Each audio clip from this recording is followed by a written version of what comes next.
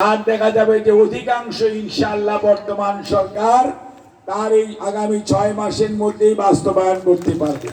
সেই লক্ষ্যে আমরা সবাই কাজ করব।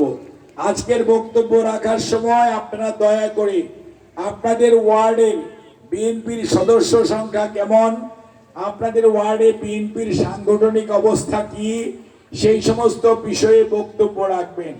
আমরা চাইব আগামী অল্প কিছুদিনের মধ্যেই বিএনপিকে সাংগঠনিকভাবে শক্তিশালী করে পুনর্গঠন করা। সেই জন্যই আপনাদের সাথে মত বিনিময় করছি।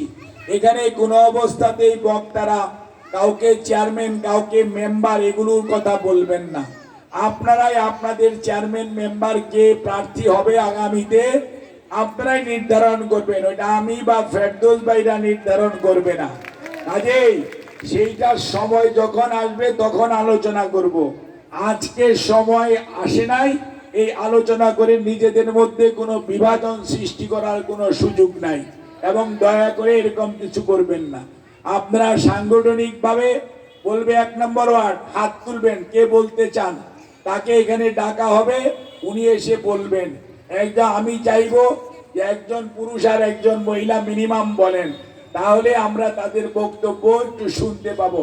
হিন্দু, মুসলমান, বৌদ্ধ, খ্রিস্টান, সাঁওতাল, ওরাও কোনো ভেদাভেদ নাই। আমরা সবাই বাংলাদেশি, আর আমাদের দল বাংলাদেশ জাতীয়তাবাদী দল। আপনাদের সবাইকে অনেক অনেক ধন্যবাদ, কৃতজ্ঞতা, অভিনন্দন।